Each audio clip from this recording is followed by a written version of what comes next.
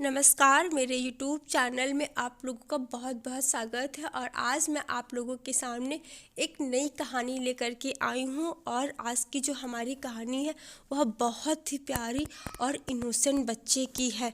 तो आप लोग इस कहानी को पूरा ज़रूर सुनिएगा, पूरा ज़रूर देखिएगा।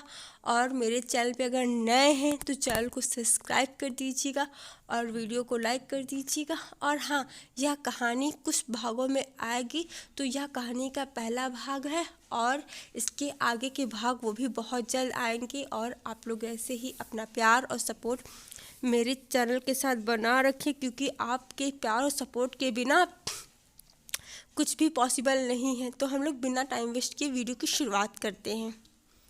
जब तक हीरा नहीं आएगा मैं खाना पीना कुछ भी नहीं खाऊंगा। छोटे बाबा, समझने की कोशिश कीजिए कि अब हीरा कभी वापस नहीं आएगा, क्योंकि उसे बहुत दूर जंगल में छोड़ दिया गया है, उसकी माँ के पास। नहीं रामू काका, मुझे कुछ भी नहीं सुनना, मुझे हीरा चाहिए, बस हीरा। छोटे बाबा, आप समझने की कोशिश कीजिए। रामू काका, क्या हुआ?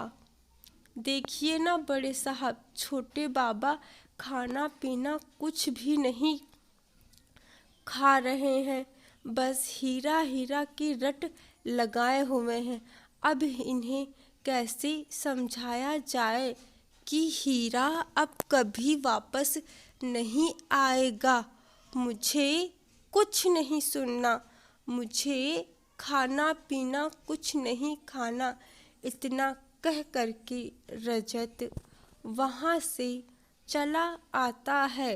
हीरा एक छोटे से हिरन के बच्चे का नाम है और वह हिरन का बच्चा रजत के घर में रजत के साथ रहता था। और रजत उसे अपने दोस्त की तरह मानता था, क्योंकि रजत बाकी बच्चों से थोड़ा अलग था, इसीलिए वह बच्चों के साथ नहीं खेलता था, वह अकेला ही रहता था।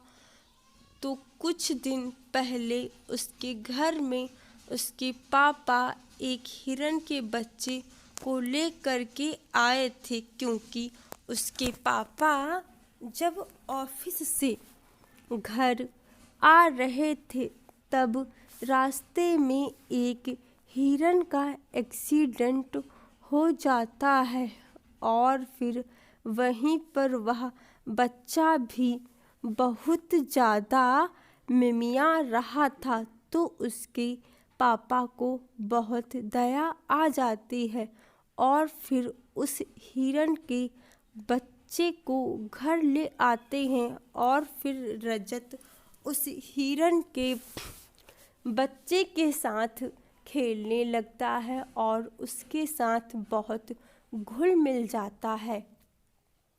फिर रजत पूरा दिन जब भी वह स्कूल से पढ़कर आता था, उसके बाद वह सारा दिन और रात हीरा के साथ ही बिताता था। अगर रजत कहीं बाहर घूमने जाता था तो वहाँ हीरा को अपने साथ लेकर ही जाता था। रजत हीरा को बहुत मानता था और एक दिन वह हीरा को स्कूल ले जाने के लिए जिद करने लगा और उसके घर वाले मना कर रहे थे, लेकिन वह नहीं माना। फिर भी चुपके से हीरा को लेकर के गया अपने बैग में।